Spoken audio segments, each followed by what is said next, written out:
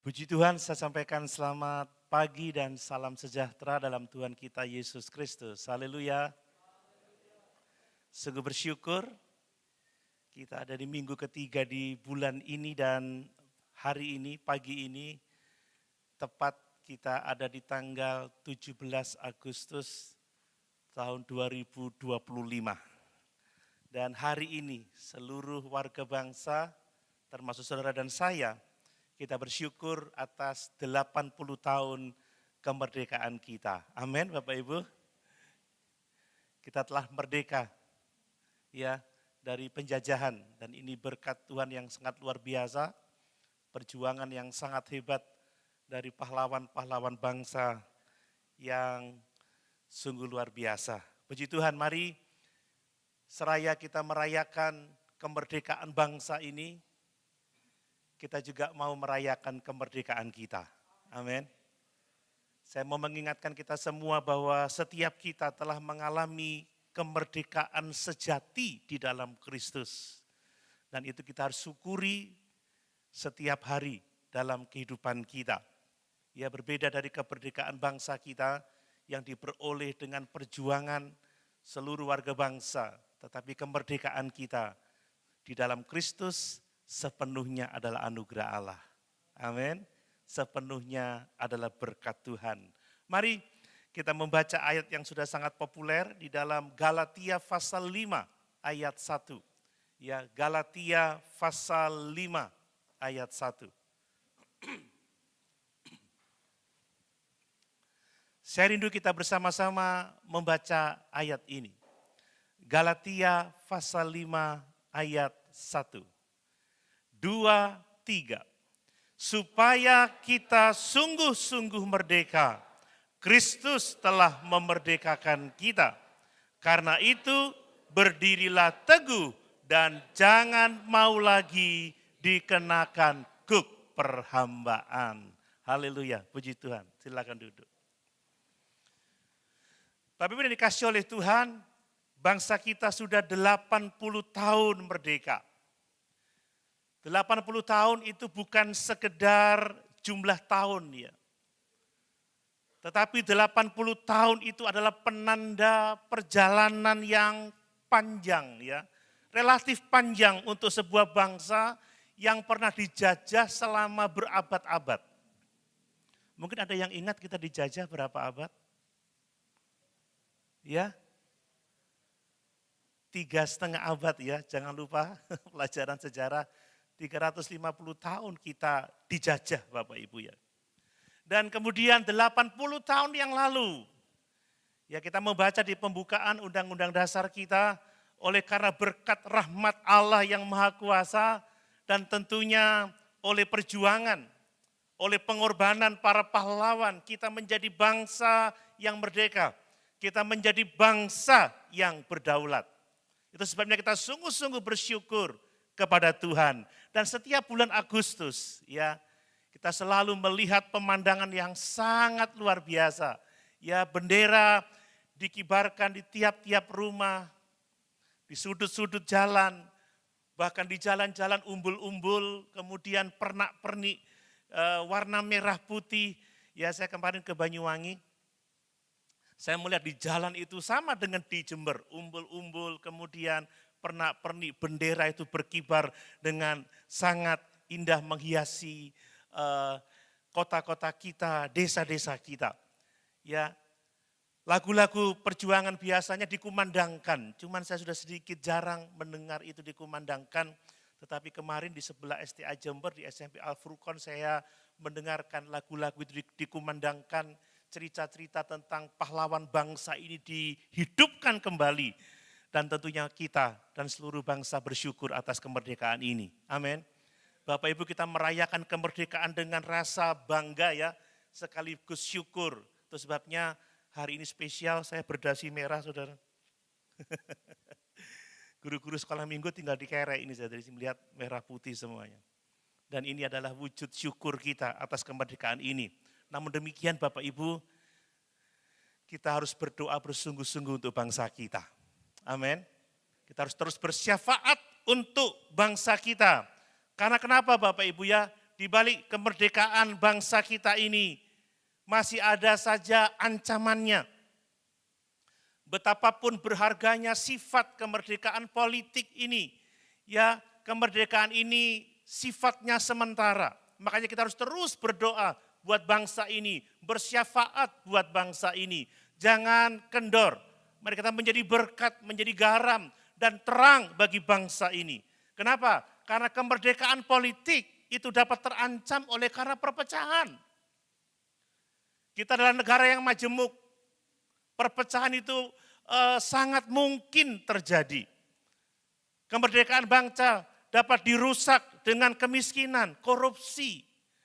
Ya tentunya kalau kita rajin mendengar berita-berita korupsi sungguh sangat luar biasa. Ada krisis moral, kejahatan di mana-mana.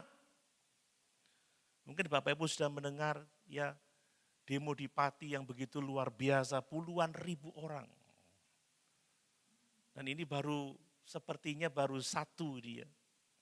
Kalau mau cerita ada isu-isu dan banyak yang mengkhawatirkan. Makanya kita perlu banyak berdoa buat bangsa ini. Amin. Ya, kita perlu berdoa buat bangsa ini. Dan kita juga harus tahu bahwa walaupun negara kita ini sudah merdeka, banyak orang yang secara pribadi masih hidup di dalam belenggu penjajahan. Bukan penjajahan oleh bangsa lain, bukan penjajahan oleh ekonomi atau masalah yang lain.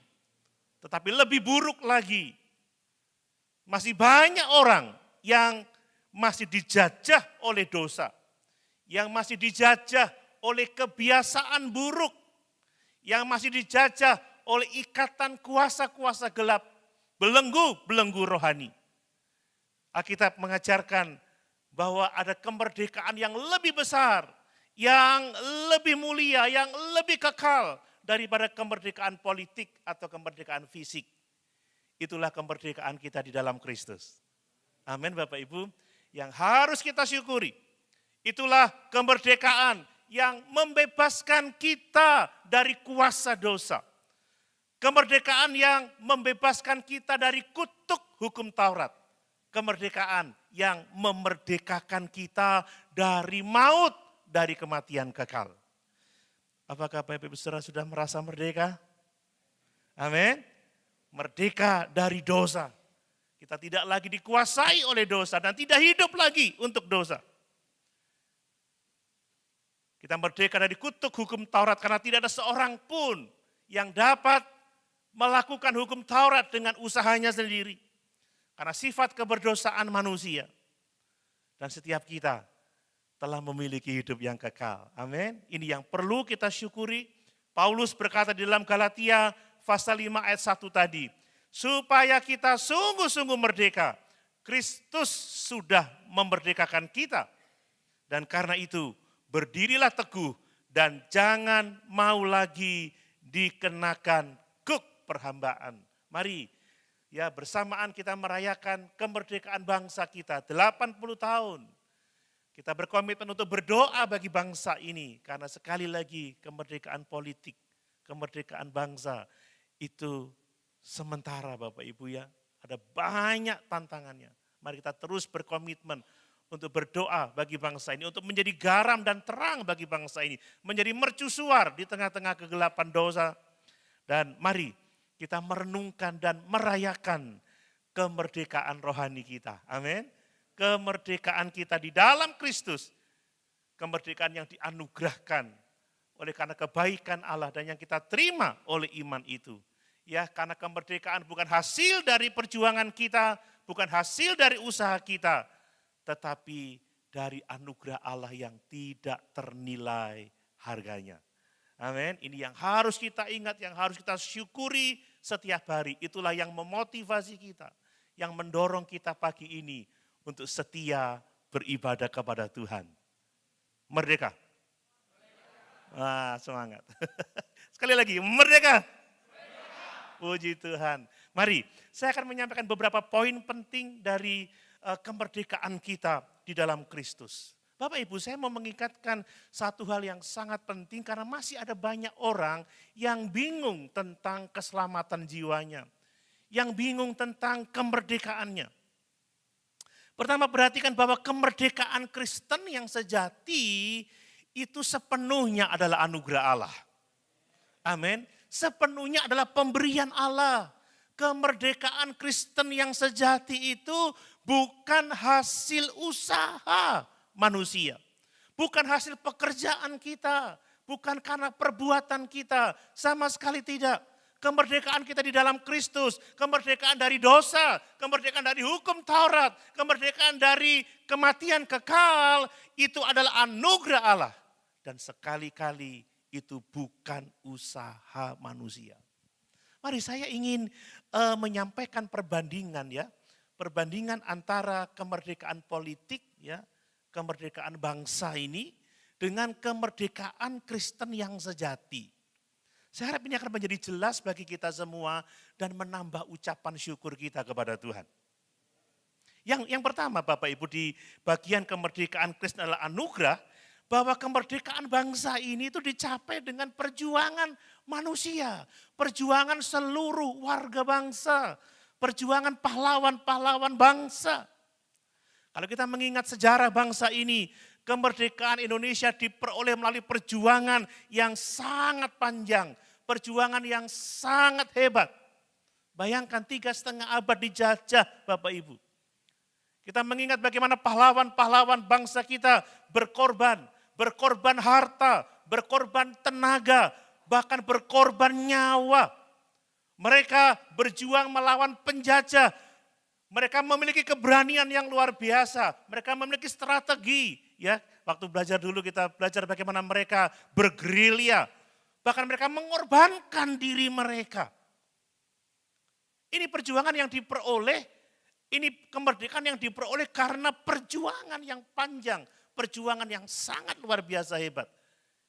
Kita mengingat nama-nama besar, ya seperti Bapak Soekarno-Hatta, proklamator bangsa kita. Kita ingat Bapak Jenderal Sudirman, ya Cut Nyak Din, dan banyak lagi pahlawan bangsa ini. Bapak Ibu, orang-orang itu telah memberikan segala-galanya demi satu cita-cita Indonesia yang merdeka. Mari kita mengingat betapa mahalnya harga dari kemerdekaan bangsa kita. Dan setiap generasi saudara dan saya diingatkan senantiasa untuk menghargai perjuangan para pahlawan kita. Itu sebabnya nanti kalau yang upacara kita akan mengheningkan cipta ya, mengingat jasa para pahlawan yang sudah menyerahkan segala-galanya untuk kemerdekaan bangsa ini. Kita tahu tanpa perjuangan itu, tanpa usaha itu, kita mungkin masih menjadi negara jajahan. Ini yang perlu saya tekankan, memang benar.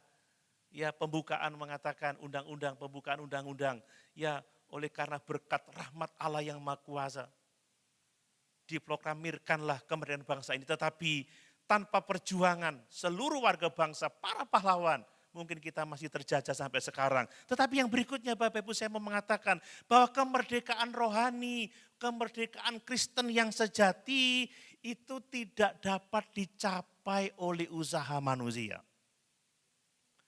Itu tidak dapat dicapai oleh perjuangan manusia. Kemerdekaan dari dosa tidak bisa kita perjuangkan dengan kekuatan kita sendiri. Sama sekali tidak bisa. Sekeras apapun manusia berusaha dengan perbuatan baik, dengan amal, dengan kegiatan keagamaan yang luar biasa. Kita tidak akan pernah berhasil, tidak akan pernah gagal. Kenapa? Karena dosa adalah penjajah yang lebih kuat daripada penjajah manusia. Kuasa dosa itu sangat hebat. Tidak bisa kita kalahkan dengan kemampuan kita sendiri. Kita membaca dalam Roma 3 ayat 23. Coba kita baca itu. Roma pasal 3 ayat 23. Saya mau mengingatkan ini untuk kita semua. Roma 3 ayat 23. Ya, karena semua orang telah berbuat dosa dan telah kehilangan kemuliaan Allah. Bayangkan, kita telah berbuat dosa, telah kehilangan kemuliaan Allah. Tidak ada kuasa Allah dalam kehidupan kita. Tidak ada pertolongan Tuhan, tidak ada penyertaan Tuhan. Sehingga kita tidak mungkin dapat membebaskan diri dari dosa ini dengan kekuatan kita sendiri. dosa sangat kuat menjajah manusia. Dan di dalam Roma 6 ayat 23, coba kita lihat. Roma pasal 6 ayat 23, supaya kita membaca ayat itu sendiri-sendiri. Roma 6 ayat 23, sebab upah dosa adalah maut. Upah dosa adalah maut, tetapi kasih karunia Allah ialah hidup yang kekal dalam Kristus Yesus Tuhan kita. Mari Bapak Ibu, kita benar-benar menyadari tidak ada perbuatan baik. Bahkan moralitas yang tinggi atau ketaatan kepada aturan-aturan agama yang mampu membebaskan kita dari kuasa dosa. Tidak ada sama sekali. Kita bagaikan tawanan yang tidak berdaya. Kita tidak punya jalan keluar. Kecuali ada penolong dari luar yang membebaskan kita dari kuasa dosa. Amin. Dan kita tahu bahwa penolong kita itu adalah Yesus Kristus Tuhan. Ini yang perlu kita pahami. Kemerdekaan bangsa, kemerdekaan politik adalah hasil usaha manusia, perjuangan manusia. Tetapi kemerdekaan kita di dalam Kristus itu sepenuhnya adalah pekerjaan Allah. Ini membawa kita kepada poin yang ketiga, bahwa Kristuslah yang telah membayar harga kemerdekaan kita. Yesus yang sudah memerdekakan kita. Makanya untuk memerdekakan kita dikatakan Kristus benar-benar sudah memerdekakan kita. Dia telah membayar harga kemerdekaan kita. Itulah yang dilakukan oleh Yesus Kristus Tuhan kita. Ia firman yang menjadi manusia. Ia datang sebagai juru selamat umat manusia.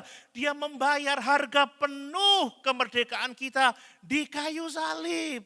Dan dia mengatakan sudah selesai. Bapak Ibu, pembayaran atas dosa-dosa kita itu sudah selesai. Lunas. Dan itu dibuktikan oleh kebangkitannya dari antara orang mati. Inilah realitas kemerdekaan kita. Masih banyak orang yang bingung dengan kebenaran ini. Dan hari-hari ini ada banyak informasi di media sosial yang seringkali mengaburkan kejelasan bahwa keselamatan kita, bahwa kemerdekaan kita itu telah dibayar penuh oleh Yesus Kristus Tuhan kita. Banyak orang yang masih merasa terbelenggu, masih merasa tidak layak.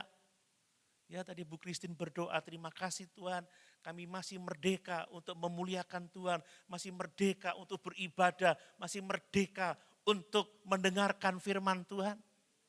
Itu semua kita peroleh dari korban Yesus Kristus di atas kayu salib. Ini yang harus kita syukuri. Kita semua telah dibebaskan. Amin. Kita benar-benar merdeka, bukan karena kebaikan kita, tapi karena anugerah Allah yang besar dalam kehidupan kita. Coba kita baca 1 Petrus 1 ayat 18 sampai 14 supaya kita paham lagi akan kebenaran ini. 1 Petrus 1 ayat 18 dan 19. Ya, sebab kamu tahu bahwa kamu telah ditebus dari cara hidupmu yang sia-sia, yang kamu warisi dari nenek moyangmu itu. Bukan dengan barang yang fana, bukan pula dengan perak, bukan pula dengan emas, melainkan dengan darah yang mahal, yaitu darah Kristus yang sama, seperti darah anak domba yang tak bernoda dan tak bercacat. Amin. Ini yang seharusnya kita pahami. Supaya kedatangan kita beribadah pagi ini bukan karena kita ingin dimerdekakan, bukan karena kita ingin dibebaskan, tetapi karena kita sadar bahwa kita telah dimerdekakan oleh Tuhan kita. Kita datang dengan penuh syukur, dengan penuh sukacita, dengan sorak-sorai bernyanyi untuk Tuhan kita, dengan ketulusan hati menyembah Dia, dengan senang hati mendengar firman-Nya yang adalah kebenaran, dan yang oleh kebenaran itu Dia memerdekakan kita terus. Ini ibadah yang sejati Bapak Ibu. Bagian kita adalah menerima dengan iman. Iman itu adalah tangan yang menerima pembebasan, kemerdekaan yang Yesus berikan melalui pengorbanannya di atas kayu salib. Dan coba lihat Roma 8 ayat 36 supaya lebih kuat pemahaman kita. Roma pasal 8 ayat yang ke-36.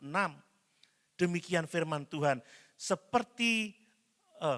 Roma pasal 8 ayat 36. Yohanes maksud saya, maaf. Yohanes pasal 8 ayat yang ke-36. Perhatikan firman itu. Jadi apabila Yesus Kristus itu memerdekakan kamu, kamu pun benar-benar merdeka.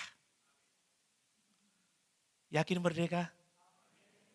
Kita orang-orang yang sudah merdeka. Merdeka dari dosa. Merdeka dari kutuk hukum Taurat. Merdeka dari maut. Merdeka dari kematian. Dan itu kita alami. Karena Yesus sudah membayar harga dari kemerdekaan kita. Bapak Ibu, itulah yang membedakan kemerdekaan kita dengan kemerdekaan politik, dengan kemerdekaan bangsa ini. Kemerdekaan bangsa kita adalah hasil perjuangan manusia, hasil perjuangan seluruh warga bangsa, hasil perjuangan para pahlawan bangsa. Tetapi kemerdekaan rohani kita, kemerdekaan kita di dalam Kristus, itu adalah anugerah Allah semata-mata. Ingat, Efesus 2 ayat 8 sampai 9. Mari kita membaca lagi ayat itu. Efesus pasal 2.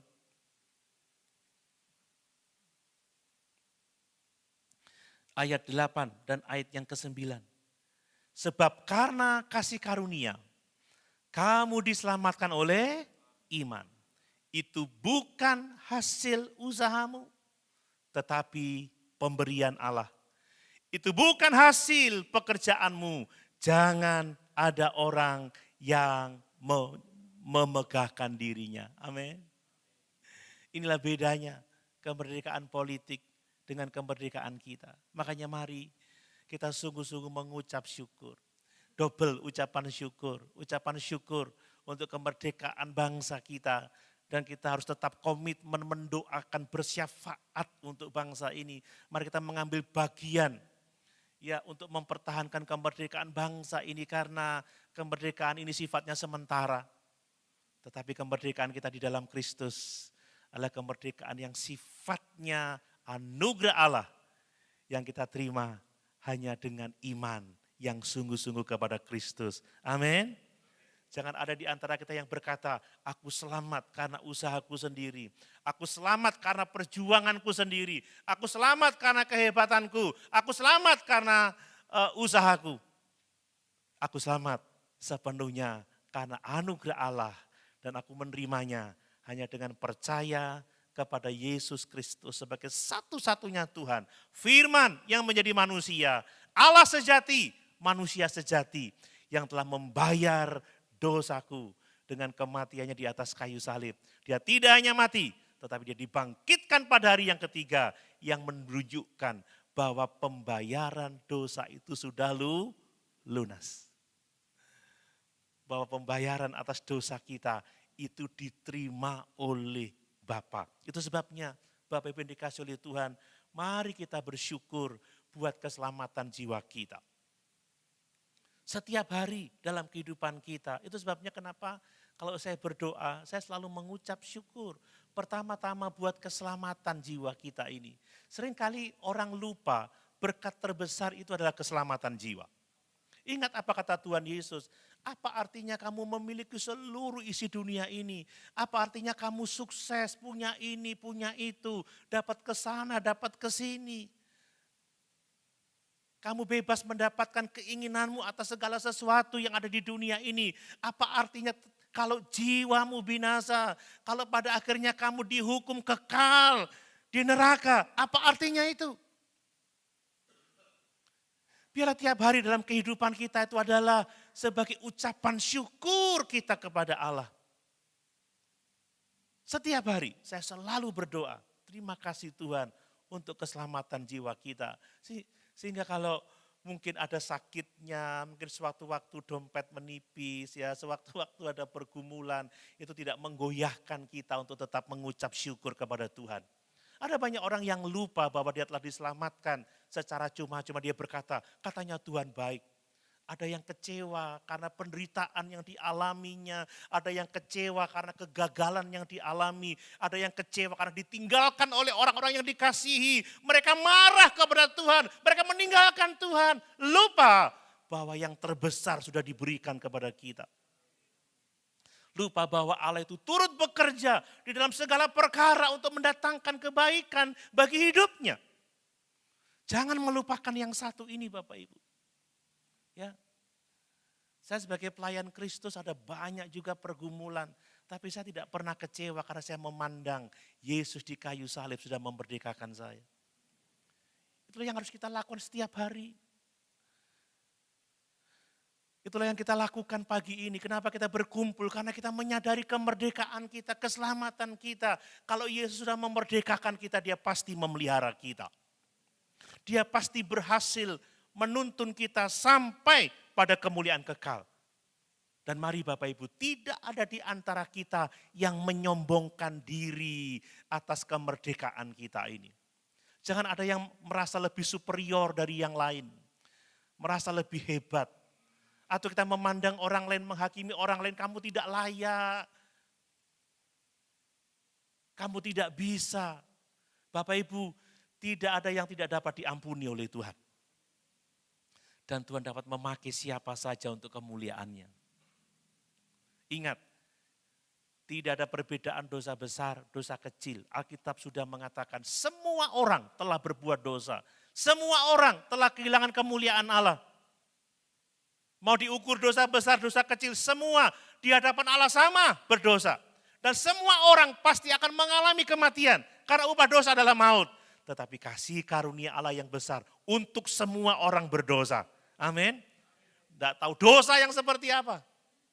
Makanya kata Nabi Yesaya, sekalipun dosamu merah seperti kermisi, akan menjadi putih seperti bulu domba. Merah seperti kain kesumba, akan menjadi putih seperti salju. Makanya mari kita sama-sama mengucap syukur, bergandeng tangan, memuliakan Tuhan, menerima satu dengan yang lain. Sebagai orang-orang yang sama, yang dianugerahi, yang diselamatkan oleh anugerah, dan yang percaya kepada Yesus untuk memuliakan dan mengagungkan namanya. Dan mari kita perlu menjaga kemerdekaan itu saudara. Dengan cara apa? Menghargainya, hidup taat kepada Kristus, bukan kembali kepada dosa-dosa kita yang lama. Ingat, kita sudah dimerdekakan dari dosa, jangan berbuat dosa lagi. Itu yang dikatakan Tuhan Yesus kepada seorang berdosa, yang diampuninya, yang diselamatkannya. Pulanglah, dosamu sudah diampuni dan jangan berbuat dosa lagi. Jangan kita terikat oleh belenggu dosa yang sudah dibebaskan oleh darah Yesus. Mari kita komitmen untuk setia hidup dalam kemerdekaan yang telah dianugerahkan kepada kita. Amin. Itu yang pertama. Yang kedua perhatikan Bapak Ibu. Kemerdekaan Kristen yang sejati itu memanggil kita untuk hidup benar. Nah ini. Ya. Jadi kemerdekaan yang dianugerahkan kepada kita itu memanggil kita untuk hidup di dalam kekudusan. Kalau saya memperhatikan dari seluruh Alkitab Bapak Ibu, terutama di kitab Roma pasal yang ke-6, juga Galatia, saya melihat bahwa kemerdekaan yang tidak dipelihara, kemerdekaan yang tidak dijaga, itu bisa hilang. Ya. Tadi kita membaca di dalam Roma pasal 8 ayat 1 tadi.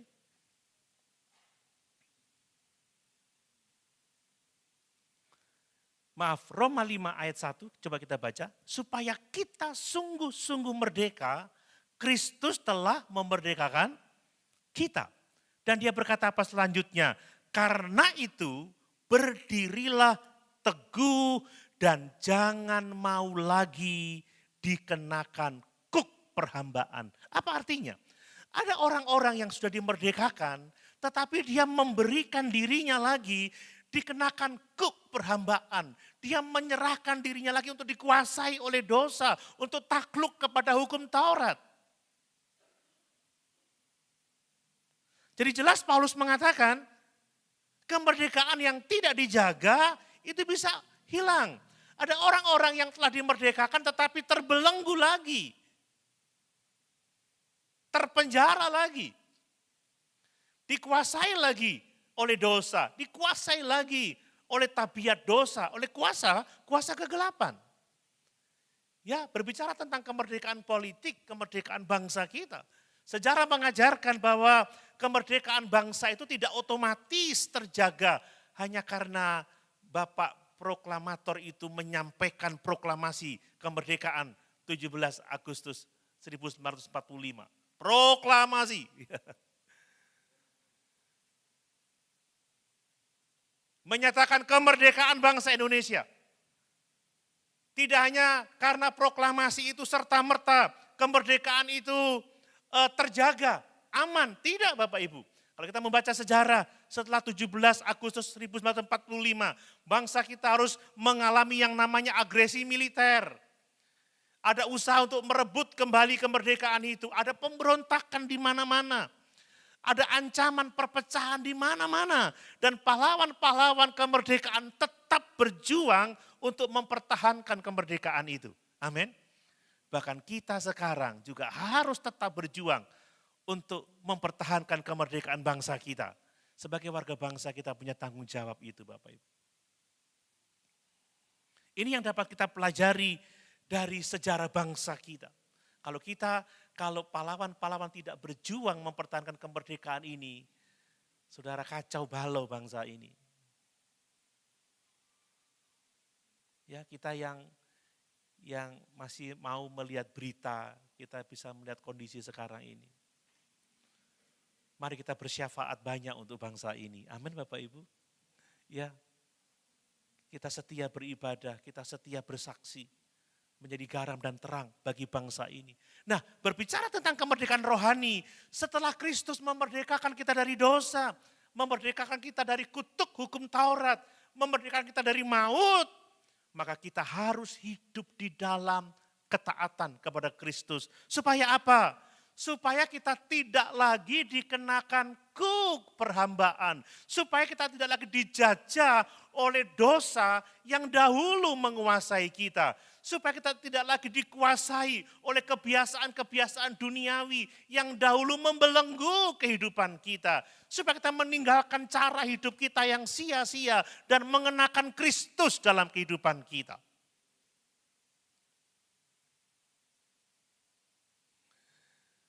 Ingat waktu yang lalu saya berkhotbah dari Kolose pasal yang ketiga. Mari kita menanggalkan semua beban dosa dan mengenakan belas kasihan, mengenakan kesabaran, mengenakan kemurahan, mengenakan kelemah lembutan, dan mengenakan kasih sebagai pengikat segala sesuatu. Jelas Rasul Paulus mengatakan, jangan mau lagi dikenakan kuk perhambaan. Artinya jangan mau lagi dikuasai oleh dosa. Dikuasai oleh kutuk hukum Taurat. Dikuasai oleh maut. Jangan mau lagi. Ini artinya bahwa kemerdekaan rohani, kemerdekaan kita di dalam Kristus harus kita pelihara. Amin Bapak Ibu. Harus kita jaga. Banyak orang-orang Kristen sudah percaya, tapi hidupnya tidak membuahkan karakter Kristus. Sehingga tidak bisa menjadi mercusuar di tengah-tengah dunia yang gelap ini. Hidupnya tidak menunjukkan perilaku Kristus, tetapi kembali kepada manusia lama. Ada kemarahan, ada kedengkian, ada iri hati. Ada perselisihan, ada pertengkaran. Tidak bisa berdamai seorang akan yang lain. Itu artinya kita dikenakan lagi kuk perhambaan. Padahal kita sudah dibebaskan dari segala dosa itu. Mari kita berkomitmen untuk memelihara kemerdekaan kita. Amin. Dan seperti minggu lalu saya sampaikan sekarang lagi. Bahwa kemerdekaan itu diberikan kepada kita bukan supaya kita dapat hidup semaunya. Amin Bapak Ibu. Kita itu dimerdekakan supaya kita bebas berperilaku seperti Kristus, supaya kita bebas mengasihi seperti Kristus, supaya kita bebas melayani seperti Kristus, supaya kita saling mengasihi sama seperti Kristus sudah mengasihi kita, supaya kita saling melayani, supaya seperti Kristus sudah melayani kita. Ini tujuan dari kemerdekaan yang diberikan kepada kita.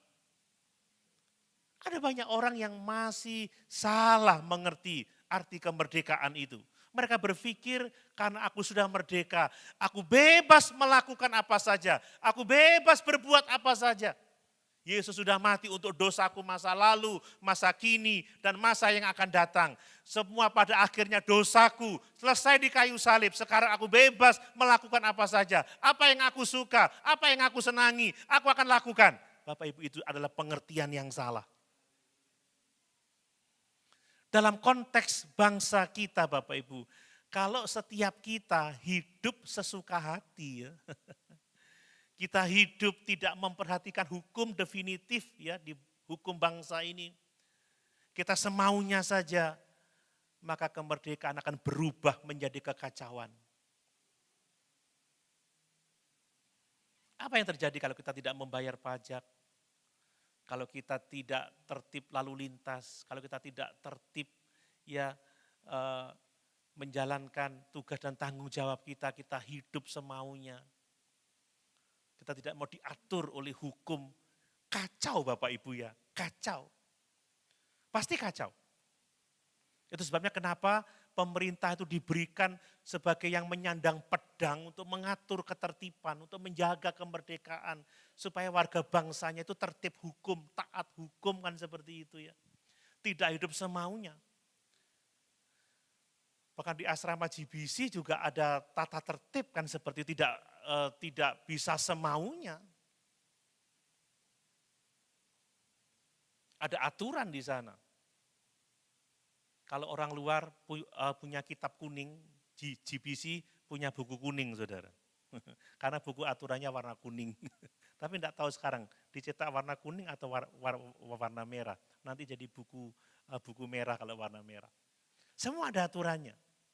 Semua harus tertib untuk hidup sesuai aturan itu. Kalau tidak kacau. Nah demikian juga dalam konteks rohani Bapak Ibu ya. Coba kita lihat Galatia 5 ayat yang ke-13. Galatia pasal 5 ayat yang ke-13. Galatia pasal 5 ayat yang ke-13. Saudara-saudara, memang kamu telah dipanggil untuk merdeka. Tetapi janganlah kamu mempergunakan kemerdekaan itu sebagai kesempatan untuk hidup dalam dosa. Melainkan layanilah seorang akan yang lain oleh kasih. Amin. Jadi kemerdekaan di dalam Kristus bukanlah kemerdekaan tanpa batas, kebebasan tanpa batas, tidak. Ini adalah kebebasan untuk kita hidup benar. Kebebasan untuk kita berperilaku seperti Kristus. Kebebasan untuk kita mengasihi seperti Kristus. Kebebasan untuk kita melayani seperti Kristus. Makanya Bapak Ibu, mari ya kita memuliakan Allah dengan mengasihi sesama kita. Amin.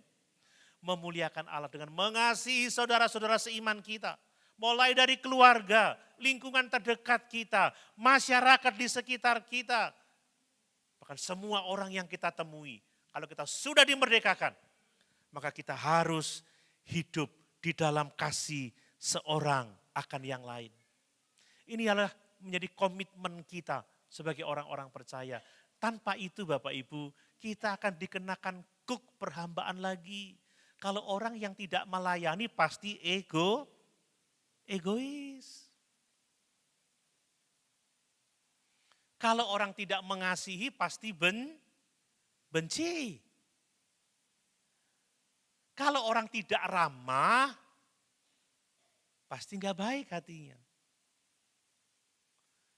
Melayani seorang akan yang lain, itu bukti kemerdekaan kita.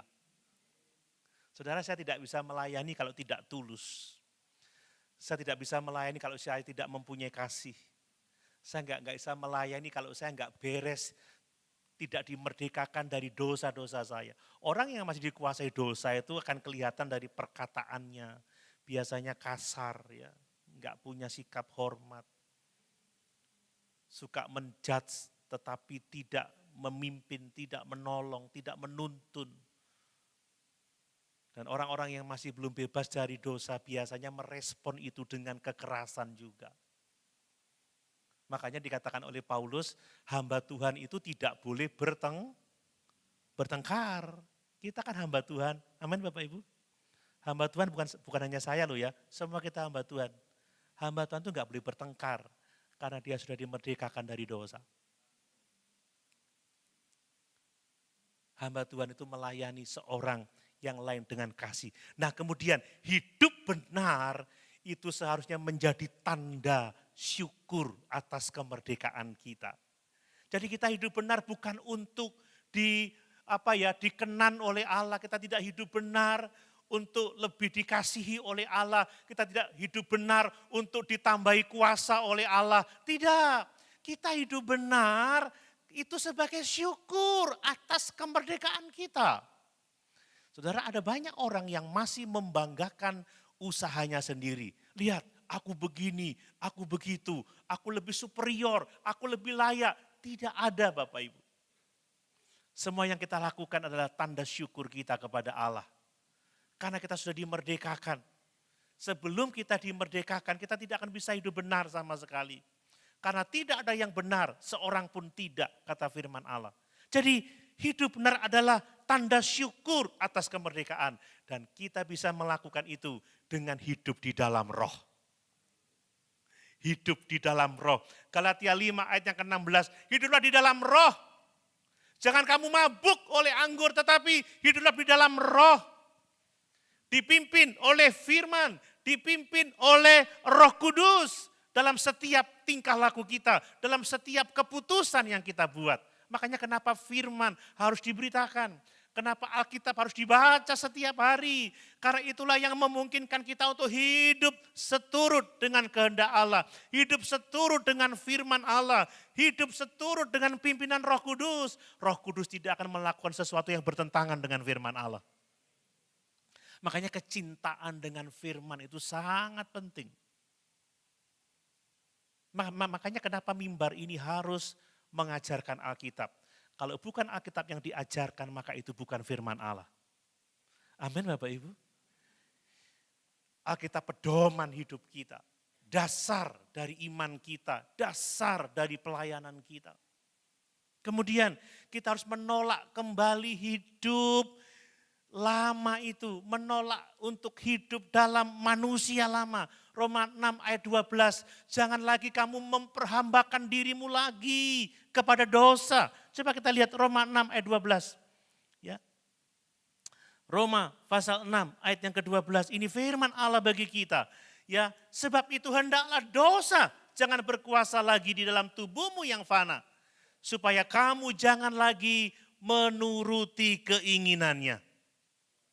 Ayat yang ke-13, dan janganlah kamu menyerahkan anggota-anggota tubuhmu kepada dosa untuk dipakai sebagai senjata kelaliman.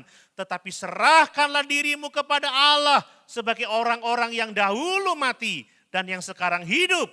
Dan serahkanlah anggota-anggota tubuhmu kepada Allah untuk menjadi senjata-senjata kebenaran. Bapak Ibu, kita ini adalah senjata-senjata kebenaran.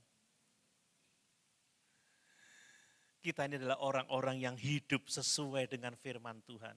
Kita menanggalkan manusia lama kita. Supaya apa? Supaya karakter kita itu menjadi terang. Menjadi penuntun bagi orang-orang yang ada di sekitar kita. Supaya karakter Kristus itu memberikan pengharapan bagi dunia yang hidup dalam kegelapan. Ada banyak orang yang hilang pengharapan. Karena melihat dunia semakin jahat, orang-orang jahat, orang-orang tidak peduli padanya. Tetapi ketika mereka melihat orang Kristen yang berkarakter Kristus, dia punya pengharapan. Ternyata masih ada yang peduli, ternyata masih ada yang baik, ternyata masih ada yang seperti Yesus. Ini terang. Dan karakter kita seperti minggu lalu saya katakan, itu akan memberi kedamaian bagi orang-orang yang ada di sekitar kita. Istri-istri, kalau suamimu berkarakterkan Kristus, hidupmu pasti penuh dengan damai sejahtera. Suami-suami, kalau istrimu berkarakter Kristus, akan ada damai sejahtera. Anak-anak juga begitu, orang tua juga begitu. Kalau dosen-dosen teologi, staf di STA Jember berkarakter Kristus, ndak urip begedut karepe dhewe, mahasiswanya penuh damai sejahtera. Amin. Kalau teman sekamar, hidupnya berkarakter Kristus, enggak ada yang takut taruh supermi di meja. Enggak ada yang kehilangan uang. Tidur, pules, ngorok, karena yakin enggak akan ada yang hilang, aman. Tapi kalau berkarakter iblis,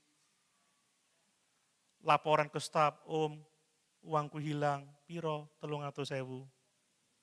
Langsung stafnya stres, geledah semuanya, jadi kayak tentara. Keluar semuanya. Amin Bapak Ibu. Saya di rumah itu, naruh barang tuh geletakan yang gak hilang tuh. Karena semua yang di situ berkarakterkan Kristus. Sampai anak saya dulu mau makan pisang satu, Pak boleh makan pisangnya? Oh iya makan. Ada tempe sisa 2, tempenya boleh tak makan? Iya boleh makan, bukan dia tertekan takut papanya, enggak saudara. Tapi mereka hidup dengan sangat tertib. Sampai dulu kami ada orang yang membantu di keluarga sampai dia heran-heran. Kok iso anak dewe mau makan aja masih tanya.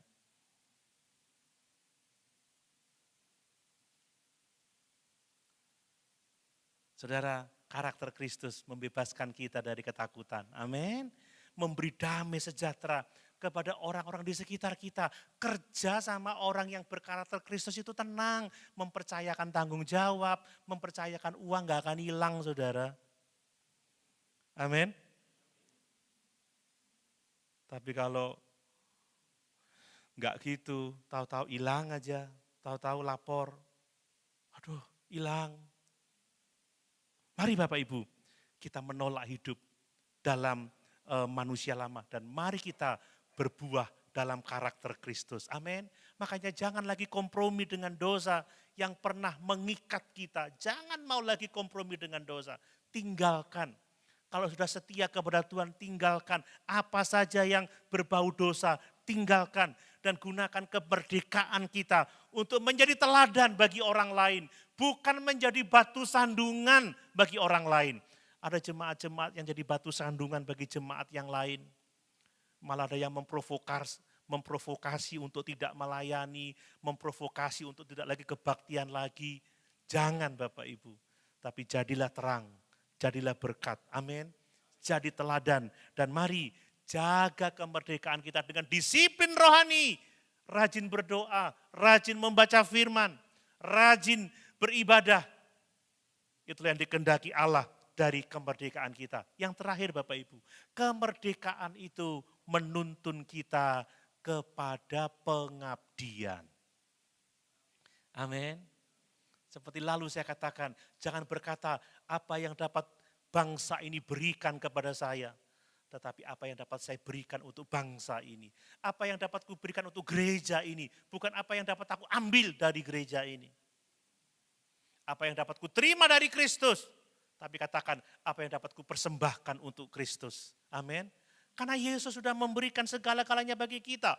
Bapak Ibu kalau kita belajar dari sejarah bangsa, pahlawan yang sejati itu mengabdi terus setelah merdeka. Melayani terus secara merdeka. Jadi kemerdekaan bangsa kita bukan hanya soal bebas dari penjajah, tetapi bagaimana mengisi kemerdekaan ini dengan pengabdian, dengan pelayanan kita untuk kemajuan bangsa ini. Kita banyak membaca, ya banyak tokoh bangsa yang terus mengabdi membangun negeri ini. Walaupun masa perang sudah selesai, tapi dia berjuang di bidang yang lain untuk memajukan bangsa ini. Mereka sadar bahwa kemerdekaan tanpa pengabdian itu hanya slogan kosong Bapak Ibu ya. Kemerdekaan tanpa pengabdian itu slogan kosong. Demikian pula dengan kemerdekaan rohani kita Bapak Ibu ya. Tuhan memerdekakan kita bukan hanya untuk kita selamat, bebas dari dosa, menikmati kebebasan dari kutuk hukum Taurat, kebebasan dari kematian kekal, tetapi supaya kita mengabdi kepada Allah, supaya kita melayani sesama. Ini tujuan kemerdekaan kita. Ingat, hukum terutama, kasihilah Tuhan Allahmu. Amin. Dengan segenap hatimu, jiwamu, kekuatanmu, akal budimu, dan kasihilah sesamamu manusia seperti engkau mengasihi dirimu sendiri. Jadi kita tidak hanya, wes yang penting aku selamat, yang penting aku masuk surga. Sudah, gak peduli pelayanan, gak peduli gereja, gak peduli orang lain, yang penting aku merdeka. Saudara, orang yang seperti itu belum benar-benar merdeka. Amin. Belum benar-benar merdeka, masih egois, masih mengasihi diri sendiri, belum mengasihi Tuhan, belum mengasihi sesama. Ya, inilah Bapak Ibu, ini yang penting bagi kita. 1 Petrus 2 ayat yang ke-16 kita baca. 1 Petrus 2 ayat yang ke-16. Ini karena Bu Christine sudah berdoa, kami merdeka mendengar firman. Jadi firmannya lama. 1 Petrus 2 ayat yang ke-16, coba lihat. Ini ayat yang sangat penting. 1 Petrus 2 ayat yang ke-16. Hiduplah sebagai orang merdeka. Dan bukan seperti mereka yang menyalahgunakan kemerdekaan itu untuk menyelubungi kejahatan mereka, tetapi hiduplah sebagai hamba Allah. Jadi kemerdekaan itu menuntun kita kepada pengabdian. Banyak orang-orang yang sudah merdeka mengaku merdeka, tetapi menyembunyikan kejahatan-kejahatan dengan simbol-simbol kemerdekaan. Waduh, pendeta bawa Alkitab, tetapi jahat, tetapi mencuri, menipu, membinasakan orang lain. Tidak mengajarkan kebenaran, menyesatkan. Ini orang yang belum merdeka Bapak Ibu. Mari, kalau sudah dimerdekakan harus mengabdi, melayani Tuhan, melayani sesama. Justru tidak menyelubungi kejahatan-kejahatan kita, tetapi hidup sebagai hamba-hamba Allah. Yang namanya hamba itu melayani tuannya. Yang namanya hamba itu melakukan pekerjaan yang ditetapkan oleh tuannya. Itu sebabnya orang yang sudah merdeka itu pindah dari tawanan menjadi duta-duta Kristus. Apakah kita duta-duta Kristus di atas muka bumi ini? Kita hidup untuk Kristus, menjadi wakil Kristus di atas muka bumi ini. Coba 2 Korintus 5 ayat 20. 2 Korintus pasal 5 ayat 20. Ya, jadi kami ini, ya kata Paulus, jadi kami ini adalah utusan-utusan Kristus. Seakan-akan Allah menasihati kamu dengan perantaraan kami. Dalam nama Kristus kami meminta kamu, berilah dirimu didamaikan dengan Allah. Paulus mengatakan, kami ini utusan-utusan Kristus. Kami ini duta-duta Kristus.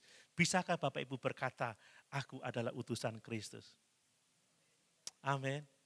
Aku ini duta Kristus dari hamba dosa. Jadi budak dosa menjadi hamba-hamba Allah. Menjadi utusan-utusan Kristus untuk mewartakan Injil keselamatan. Untuk menyatakan sukacita sejati di dalam Kristus kepada semua orang yang kita jumpai. Inilah kehidupan kita Bapak Ibu.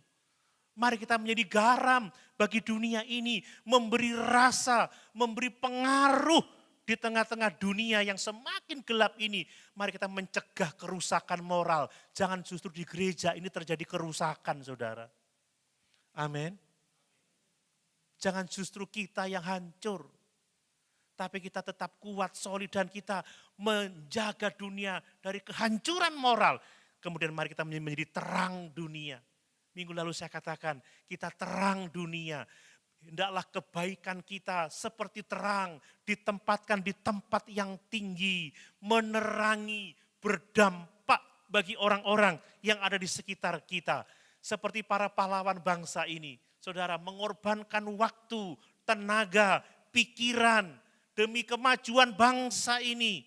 Demikian juga kita dipanggil untuk mengorbankan diri untuk kepentingan kerajaan Allah. Saudara mau mengorbankan diri untuk kepentingan kerajaan Allah? Atau mengorbankan kerajaan Allah untuk kepentingan diri sendiri? Menuntut, tapi kita tidak melayani, tidak mengabdi. Dan mari yang terakhir, mengabdi itu adalah wujud syukur kita atas kemerdekaan yang telah Tuhan anugerahkan kepada kita. Amin. Coba Efesus 2 ayat yang ke-10, ayat yang terakhir Bapak Ibu. Efesus pasal 2 ayat yang ke-10. Demikian firman Tuhan. Ya karena kita ini buatan Allah, diciptakan dalam Kristus Yesus ya, untuk melakukan pekerjaan baik yang dipersiapkan Allah sebelumnya. Ia mau supaya kita hidup di dalamnya. Amin. Ini tujuan dari keselamatan jiwa kita.